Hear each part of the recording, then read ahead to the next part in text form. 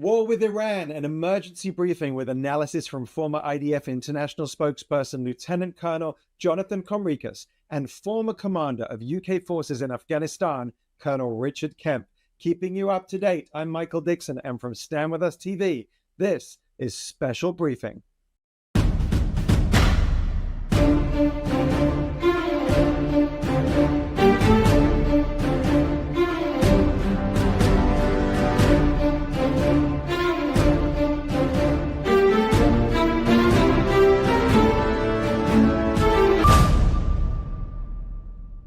Shalom from Israel. We're coming to you remotely outside of our studio to ensure the safety of our team.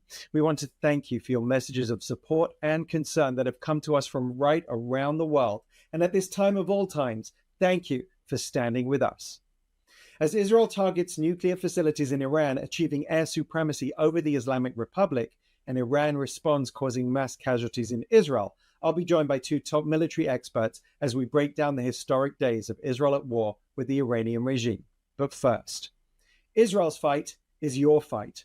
When Israel strikes Iranian regime targets, it's not just about national defense, it's about standing up for the free world. Since the October 7th Hamas massacres, Israel has not been fighting only for its survival, but for the values that underpin every free society: democracy, human rights, and the rule of law. This war isn't isolated.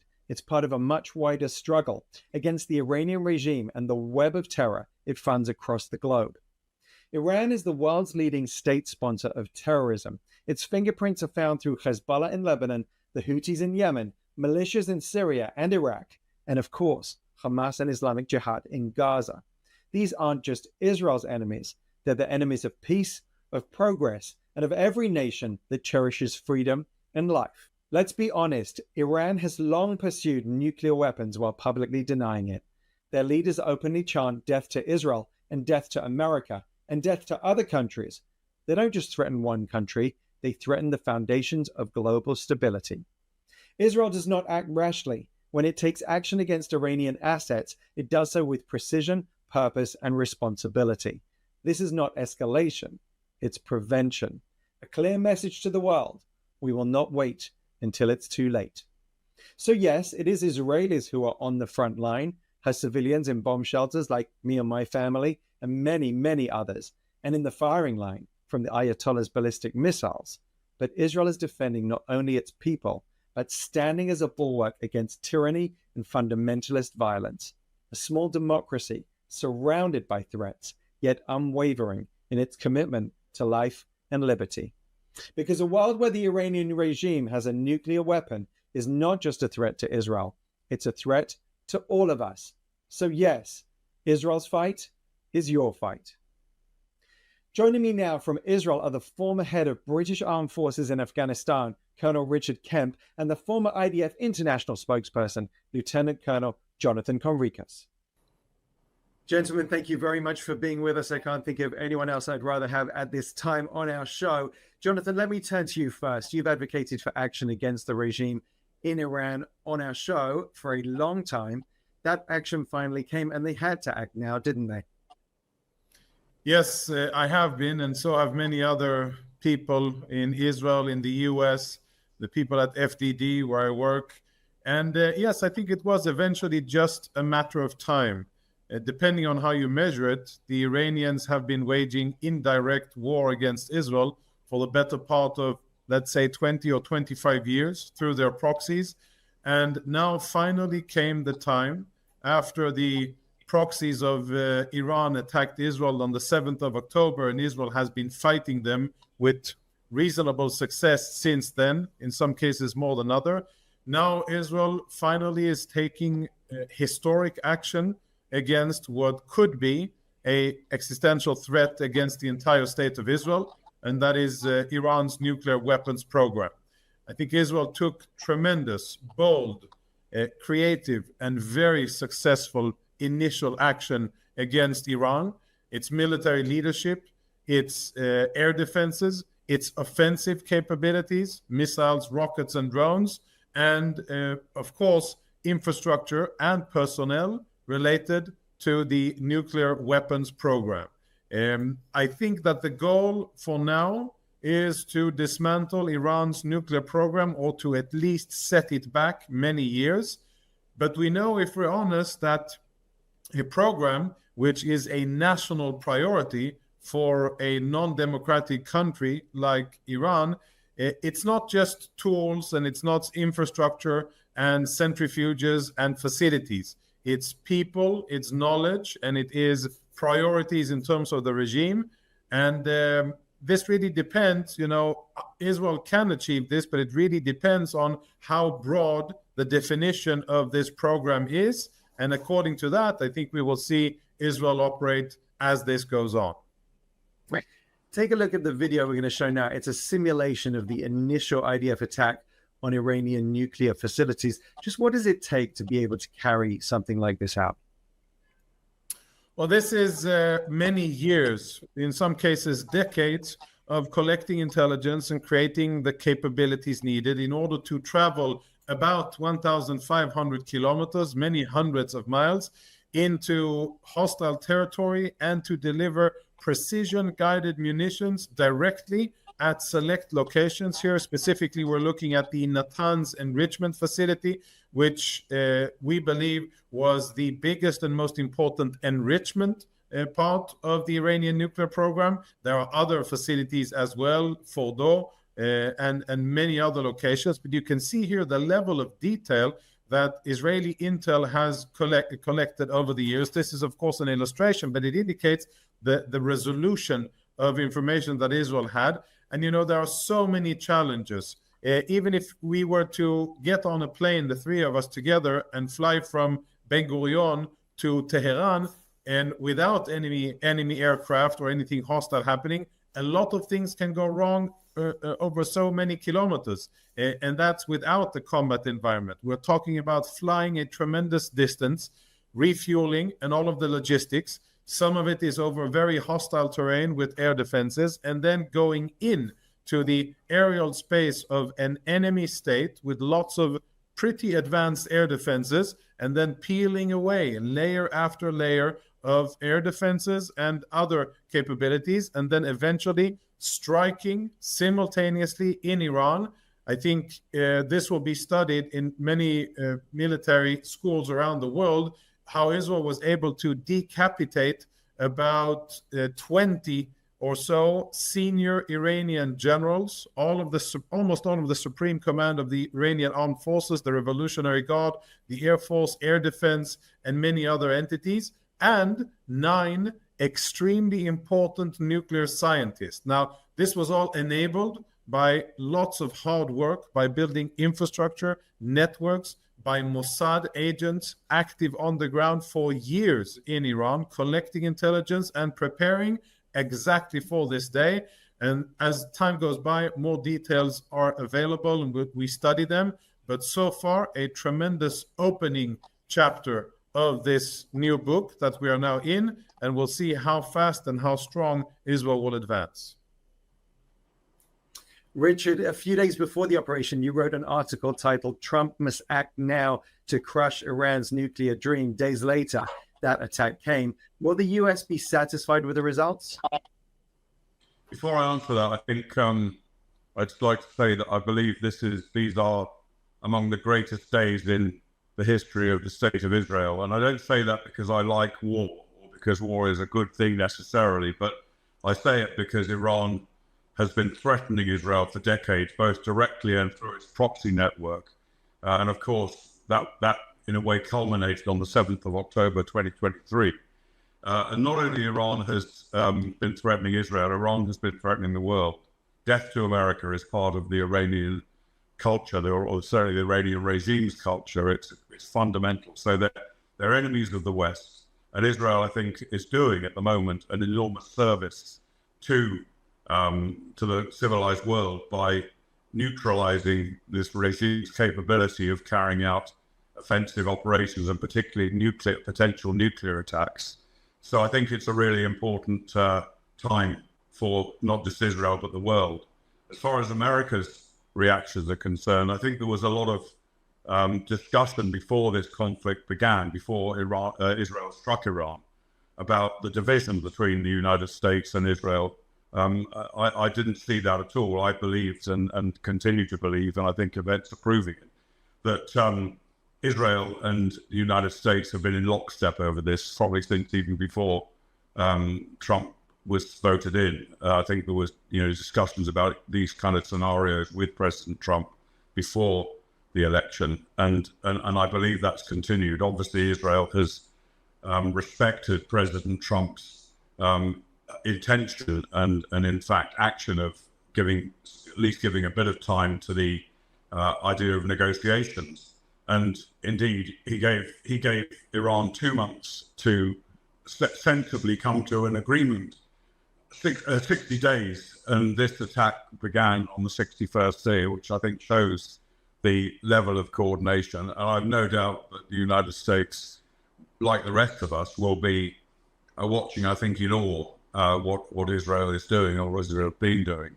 And I don't think any other country in the world could have done this kind of operation with the effectiveness Israel's done. And I echo Jonathan's thoughts about the huge amount of effort, particularly on the intelligence side, but also operational planning that led to this situation. I don't think there's ever been any comparable operation in history where, for example, just as one element of it, virtually the entire top-level command chain of the Iranian military has been taken out at a stroke. I don't think that's ever happened before, and I think that's illustrative of the effectiveness so far, anyway, of this operation.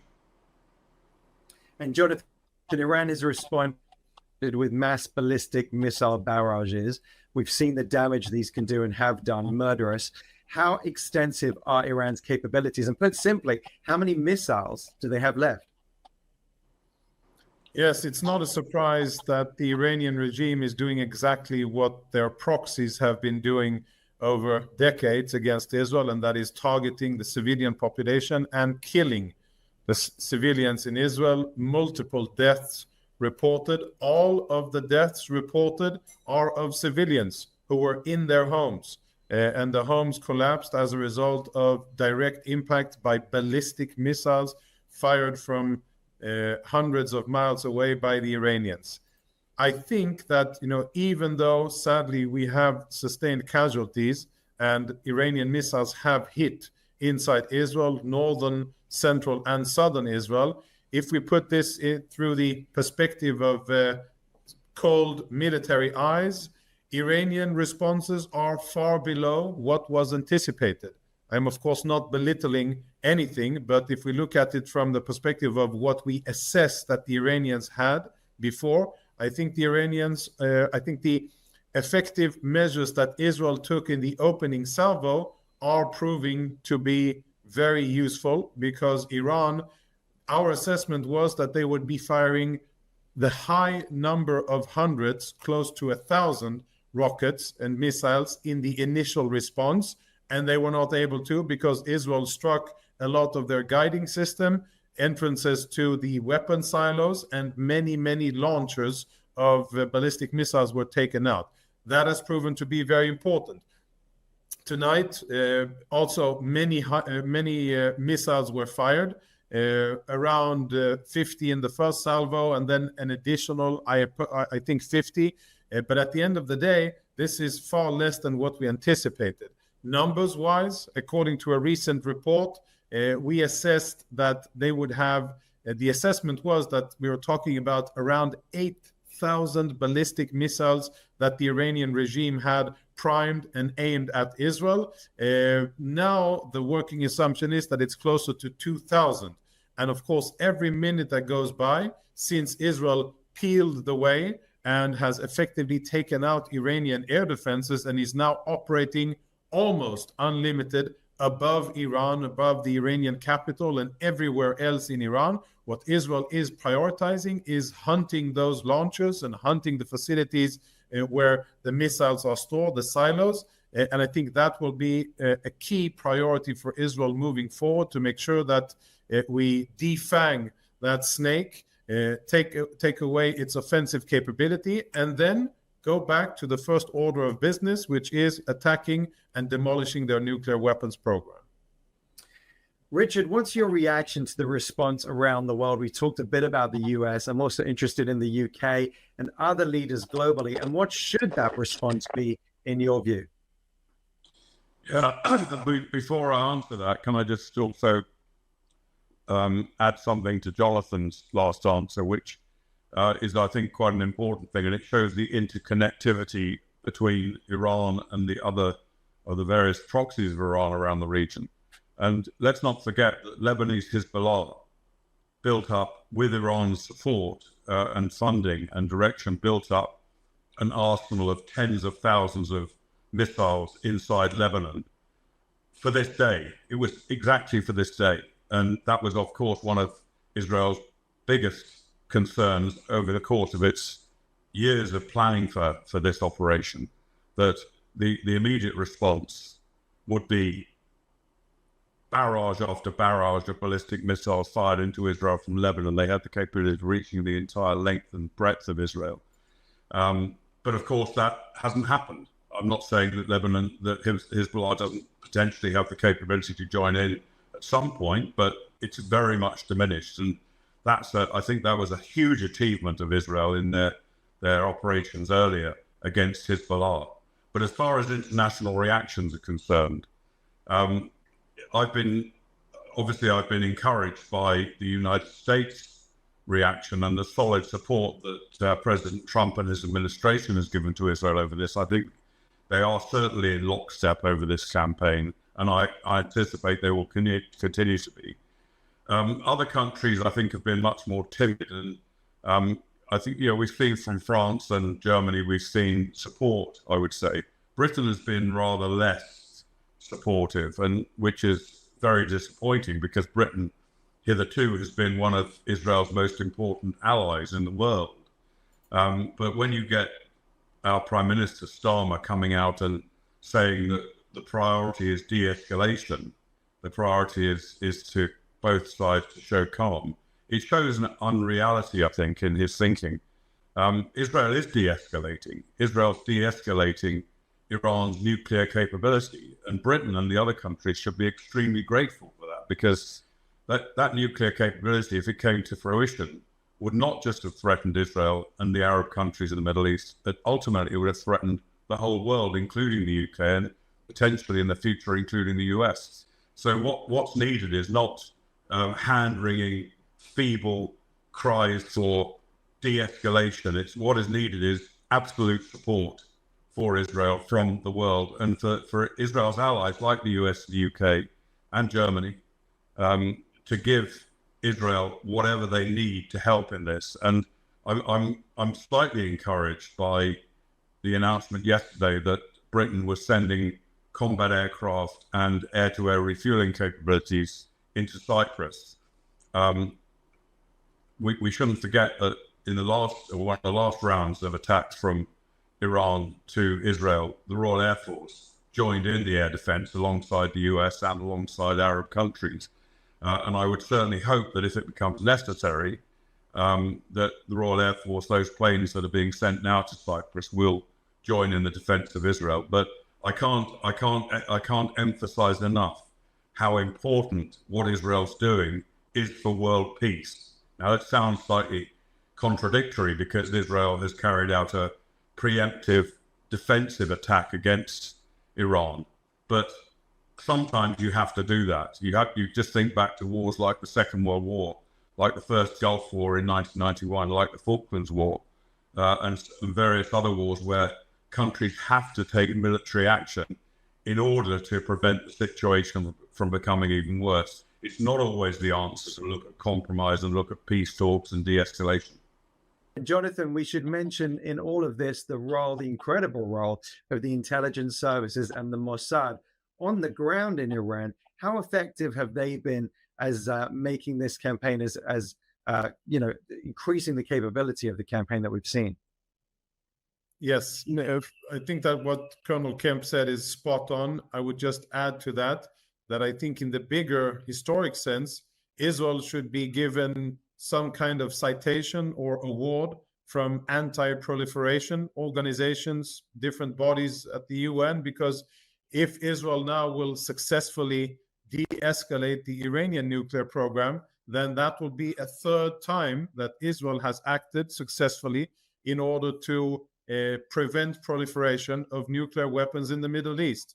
1981 against the former Iraqi dictator Saddam Hussein, 2007 against the former Syrian dictator's nuclear weapons program in Deir Azur, and now 2025 against the Iranian dictatorship's nuclear weapons program. And none of those strikes, Iraq or Syria, they were not popular at the time, and we saw similar responses. Even the Israeli prime minister was royally dressed down by the US president, Menachem Begin, at the time. And it wasn't popular then, and Israel didn't get a lot of support then. But with the benefit of hindsight, many countries said, well, thank you, Israel, for ridding the world of a potential tremendous escalatory potential. And I think we need to remember that, especially when we remind our allies and friends in the free world about Israeli action and what we should be doing. Now, regarding intelligence, Mossad, I think this is probably masterclass in the covert operations deep in enemy terrain. I can't really think of anything comparable. I'm not an intel expert, but I have definitely, as an amateur, been following Mossad and other intelligence agencies over the years. And what happened, it's one thing to be able to infiltrate an enemy country which knows that you're trying to infiltrate. That's one thing. It's another thing to be able to deliver weapon systems inside an enemy country, thousands of kilometers away.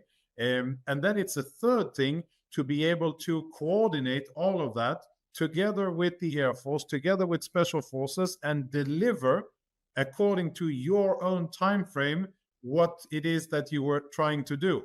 And I think what Mossad has done here is years, I would say decades, of investing, of prioritizing the Iranian issue, the Iranian existential threat against Israel that has been number one in Mossad for many years. And Israeli agents have been, or fighters have been operating on Iranian soil for many years, targeting nuclear scientists, installations, and conducting all manners of operations against the Iranian regime. But what we saw in the last few days, I think, is a culmination of many years of investment. The taking out of 9 key scientists by the Israeli Air Force, but of course guided and intelligence collected, amongst others, by Mossad, I think is a tremendous achievement. And what it does, beyond the fact that now there's a serious dent in the nuclear program and the ability of the Iranians to continue or to sustain it, it also instills tremendous fear in the hearts of Iranian decision makers, other nuclear scientists, and anybody else in the defense establishment, the military establishment in Iran, who knows that you cannot know where Mossad is. You cannot know and assess who is going to be attacked next, because they might be everywhere. And I think what we have seen so far is quite a lot of panic in the decision-making of the Islamic Republic, pretty justified, even though panic is never a good thing to do when you're in charge. But you can see that they are responding with what I would translate as panic. So as time will go by, we will learn more about what Mossad did, how they infiltrated. I think important that they sent this video that was released on the first day of the war. I think that's the first time in history that we see an official video of Mossad operatives inside enemy terrain conducting operations. I've never seen it before. And I think that's part of the psychological warfare that Israel is waging against Iran's regime. And Richard, to follow on from Jonathan's point, so Israel is taking on the Iranian regime. They're still facing off against Hamas in Gaza, where there are 53 hostages. They're still keeping Hezbollah at bay in Lebanon. They're still countering the threat from Palestinian terrorism and facing off against the Houthis. You're no stranger to a military campaign. What does it take to master all of this all at once? Sorry, you cut out for a moment there. Can you just repeat that? I'll ask the question again. Yeah. So, Richard, just to follow on from Jonathan's point, as Israel takes on the Iranian regime, they're still facing off against Hamas in Gaza, where there are 53 hostages. Israel is keeping Hezbollah at bay in Lebanon. They're countering Palestinian terrorism and, of course, facing off against the Houthis in Yemen. What does it take to master all of this all at once? Well, I think it's probably the most complex and wide-ranging conflict at any point since the Second World War. And let's not forget there were many Allied forces involved in the Second World War, and many extremely powerful brains involved in running that. Now, I'm not saying this is like the Second World War, but I think there are some comparisons. And what it takes, I think, is immense, first of all, military capability, which of course Israel has and has paid a huge price to get over the years, but has unrivaled, I would say, capability in terms of confronting this situation. And of course, expertise. And the IDF, I've been discussing many of these issues with the IDF for many years. They are some extremely impressive people, particularly in their planning departments and their technology departments. And I think their capability is pretty much unrivaled. And the same goes at the command level. Of course, to command 7 fronts at the same time, 7 separate fronts with varying degrees of activity taking place on them, and coordinate all of that and make sure that the right assets are dealing with the right situation at the right time, I think is a very impressive achievement by Israel. The other factor that I think we should bear in mind as well is I've spoken about 7 battlefronts, but there's also the 8th front, which is the political warfare front. And it shouldn't be underestimated in terms of the damage it can do to Israel. And it's a well embedded political warfare campaign, including propaganda against Israel, which the Israelis have to deal with as well at the same time. And that's just another difficulty in the whole equation. The thing I haven't mentioned so far, I think, is probably one of the most important elements of warfare, which is political leadership. And I think, of course, we saw the failures, and this reflects not just on political leadership, but on the IDF and the intelligence services, the failures of the 7th of October.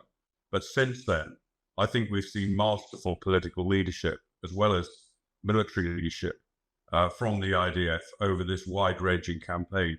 And we shouldn't be in any doubt that the person ultimately who have to take the decisions on whether to eliminate Hassan Nasrallah, whether to eliminate Haniyeh in Tehran, whether to initiate the Pages operation, whether to strike the Syrian armed forces in the aftermath of the fall of the Assad regime, and whether to launch a potentially risky operation into Iran. Though that lies with really one person, the Prime Minister, and his cabinet, of course. But it does take political courage, because no matter how good you might be, anybody who thinks that if you plan a war or you plan a military operation, it's going to definitely go to plan, is, I think, misguided. The war is probably the most unpredictable of all human activities. That there's so much that could have gone wrong, so much that could still go wrong. But it does take very strong political leadership in order to bring about the situation that exists now. And I think many leaders around the world have got a lot to learn, both on the political side and the military side, from Israel. And we should mention, shouldn't we, gentlemen, that many Arabs and many Iranians are cheering Israel on, aren't they, right now? Jonathan, what's your view on what this means for the region? Everybody loves a winner. And I think it's interesting to compare notes or compare statements by Arab and European leaders. But let's speak about the Arabs first. When it comes to Israel's war against Hamas, and now what they're saying or not saying, sometimes quiet or the lack of a statement is just as powerful as a statement when it comes to Israel's efforts against the real menace of the region, the Islamic Republic of Iran. Yes, I would say that, it's the same syndrome I refer to it many times as the Israeli mistress syndrome, where many countries in the region, they're happy to enjoy relations with Israel like you would with the mistress, not out in the open and not in the public domain, but terribly enjoyable, but not really officially acknowledging and stating the support of that country towards Israel. But I think that what Israel is doing, and thanks to the prowess of the Mossad and Israeli Air Force, which we haven't spoken about, and the rest of the Israeli defense establishment, that is now that platter on which Israel is positioned to really benefit diplomatically and strategically. Colonel Kemp spoke about leadership and wisdom. I concur. And I think there are many things, many decisions that have been made by the higher defense establishment and by the political establishment that were, in hindsight, very good. But what I would advise is that, of course, now is the time to turn these current military achievements into political, diplomatic, long-term achievements. And we can see positive events already undergoing in Lebanon. Hezbollah is weakened, the Lebanese state is strengthening, and we can see that maybe if a good strategy is in place, maybe Hezbollah can be downsized and turned into a political party, and maybe we can have positive future relations with Lebanon, dare I say, Abraham Accords or normalization, maybe. Similar things can be said about Syria, albeit with more caution, because we're dealing with a new regime that has not only Al-Qaeda and jihadi roots, but these are jihadists that simply are in new clothing. But nevertheless, there is room for optimism. And I think that the more successful Israel will be on the battlefield against Iran, the more leadership, resolve, and creativity and excellence that Israel will provide will enhance the chances of stability in the region, of Arab countries, Saudi and Gulf states, and other countries, Muslim countries that are further away, actually saying and acknowledging that, yes, we want to be on the side of Israel, of the US. We want to be on the side that peels back and contains the regional bully, Islamic Republic of Iran, and that is the side that we feel comfortable supporting, not out of values, because unfortunately that isn't how the world runs, but really out of interest and seeing that that side is brave, professional, and successful. And I think that is important, and I think that is where we will go. Maybe last word about the Iranian people. I think we're at a very, very crucial crossroads for the Iranian people. The Israeli Prime Minister has already insinuated and called and delivered a message to the Iranian people, urging them to use this opportunity in order to free themselves from the tyranny of the Islamic regime. I think that is also within the time frame of what's happening now. The preliminary goal is the nuclear program. I'm not entirely sure that it will end there. And every escalatory decision that the Iranian regime makes, fire more missiles at Israel, escalate it into the region, I think positions and it enhances the threat to that very regime, because they are by themselves upping the stakes here and exposing themselves, because the more they do, they stand to lose the more. And this could be an historic time where the Islamic regime faces its last days. We're not there yet, but it's something that I think people in the region, definitely Israel, are looking towards and perhaps trying to bring about. Colonel Kemp, do you agree? Is this a new Middle East? Yes, I do, and I think one, I would never dream of disagreeing with anything Jonathan said. He's always right, but I think the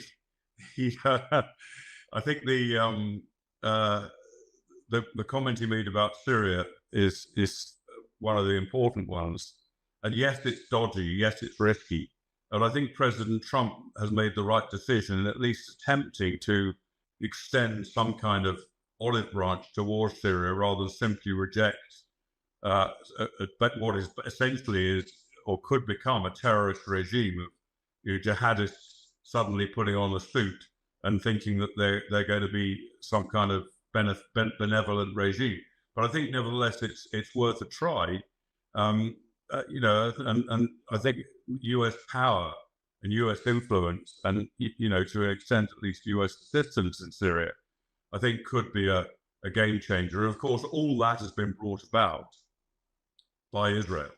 If Israel hadn't smashed Hezbollah up and done so much damage to Iran and its proxies already before this latest strike, then Assad would most likely still be in his seat in Damascus. So again, it's another way in which the whole situation is interconnected. But I think the wider Middle East is probably maybe one of the greatest, not necessarily the greatest, one of the greatest at least strategic outcomes of this conflict, this war with Iran, is likely to be an extension of the Abraham Accords. I know Saudi Arabia is very enthusiastic to join a form of the Abraham Accords and has been for some time. Of course, that was one of the reasons why Iran initiated the 7th of October 2023 attack, to try and prevent normalization between Israel and Saudi Arabia. And I think this kind of show of strength by Israel, the way in which Israel has been acting in a way no other country could act, the Arab countries, including Saudi, will be deeply, deeply impressed by what they're seeing. And let's not forget, they fear Iran just as much as Israel fears Iran. And they would have been the target of his Iranian attack, nuclear attack included, just as much as Israel has been. Maybe Israel is number one in the crosshairs, but they're not far behind. So I think I don't want to sound overly optimistic, but I think this could herald a very, very big change in the Middle East in favor of Israel. And it's not just the Middle East either. Let's not forget what's going on elsewhere in the world. And I think the effectiveness of Israel operating in lockstep with the United States to deal with the threat from Iran is going to be observed by the likes of Putin and President Xi in Beijing. They're going to see that you can't necessarily just get away with aggression, and let's not forget that and with an unpredictable man in the White House like Trump, it may at least give them pause before expanding or continuing with their aggression. And let's not forget that Iran was one of, if not the most important weapons supplier for Russia to attack civilians and military targets in Ukraine. And that their drone supply from Russia and rocket supply from Iran and rocket supply from Iran is probably going to dry up now. And that's a really big blow for Russia. So the message that goes out from this war that Israel is fighting with Iran goes well beyond the Middle East. I think it certainly extends to some of the other dictatorships around the world, like Russia and like China. And Jonathan, hundreds of missiles and attack drones fired at civilian areas. Remind us of the home front advice, and what's your impression of how Israelis are holding together right now? Yeah, I'm following on what Colonel Kemp said, which of course, as always, is very correct. I'd say this, that what Israel is doing is directly weakening a major enemy of Europe, Russia, by weakening its supplier and supplier of weapons, drones and missiles, which is the Islamic Republic. So what I would hope and assume would be the correct response from Europe would be merci beaucoup even, and vielen Dank from the Deutsch, and thank you very, very much, Israel, from all of the English-speaking countries for doing what Israel is doing. I'll wait for hearing those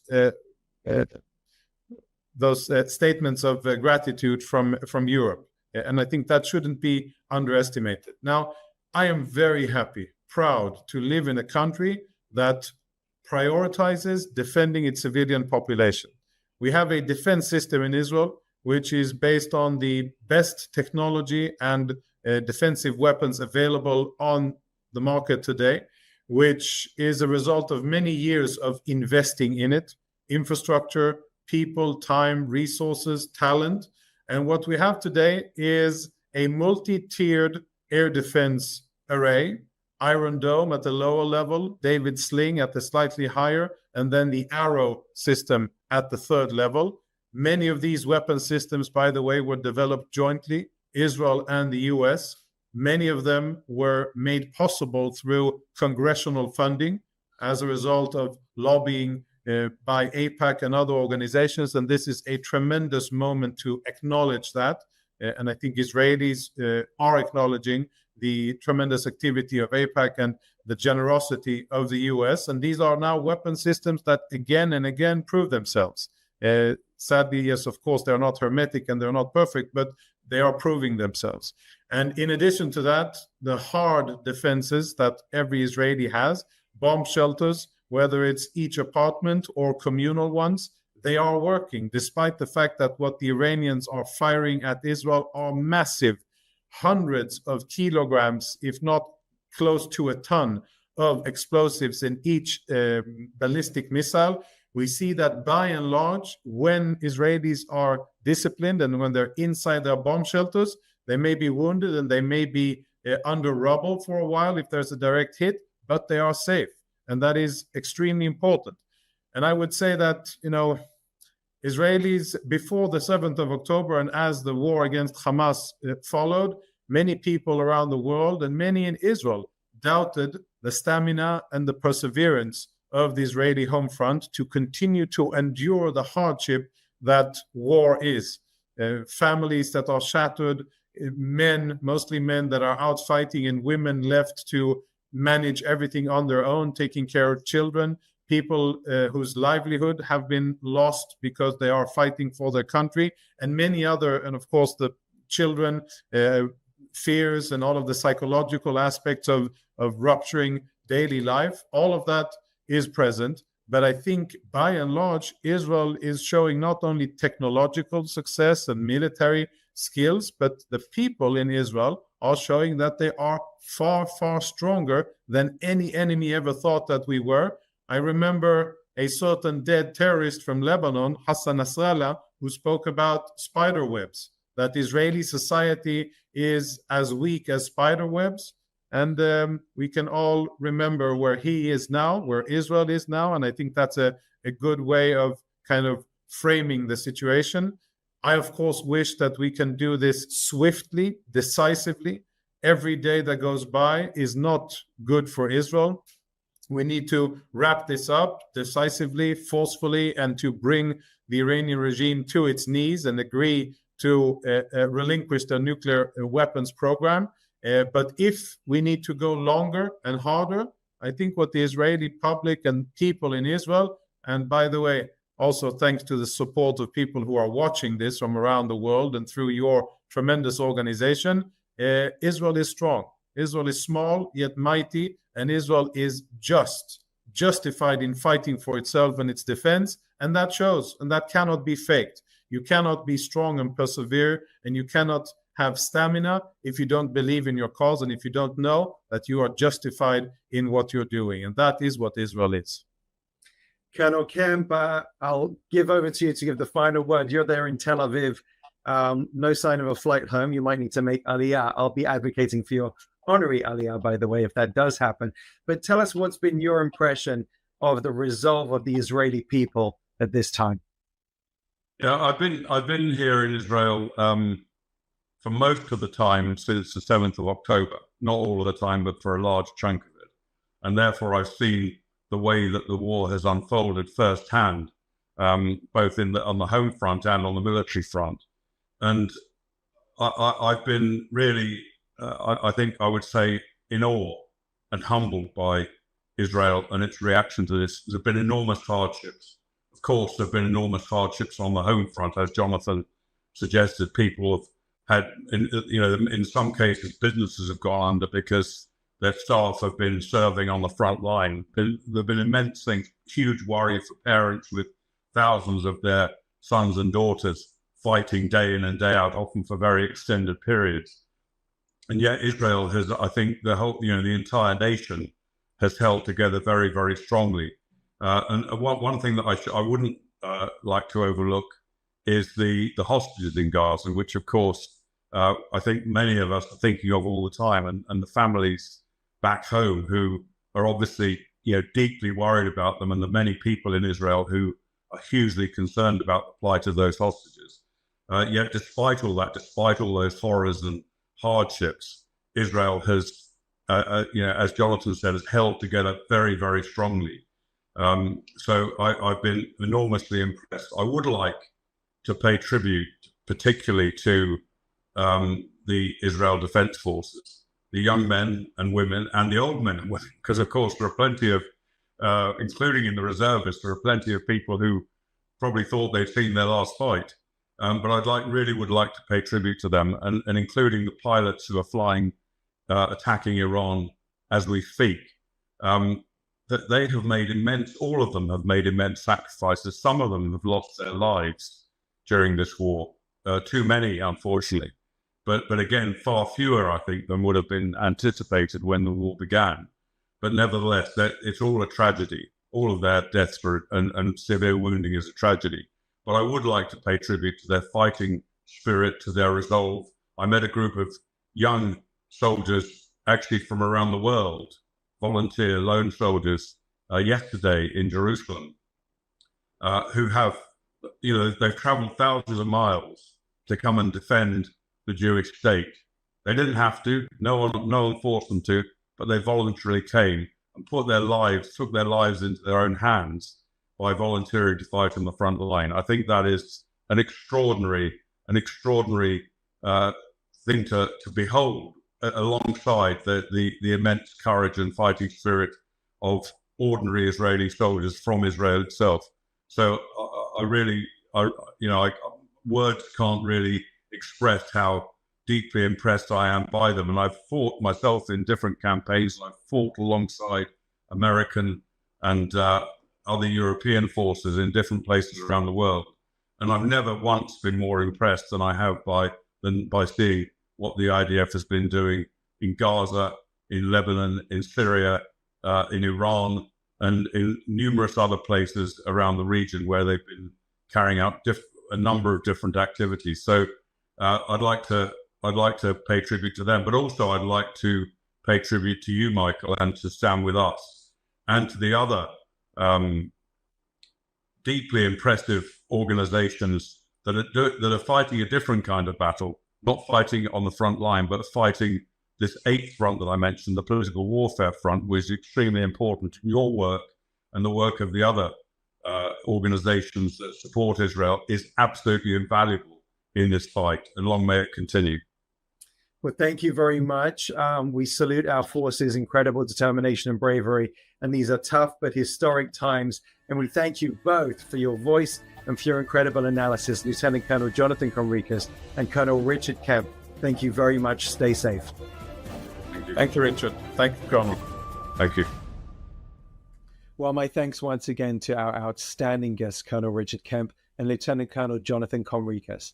At this critical time, make sure you stay updated. You can get regular updates by joining the Stand With Us WhatsApp channel. It's located at the bottom of the WhatsApp app under Updates. Search for Stand With Us and press the bell to turn notifications on. Stand With Us has access to the latest and accurate information and only publishes verified information that is approved for publication.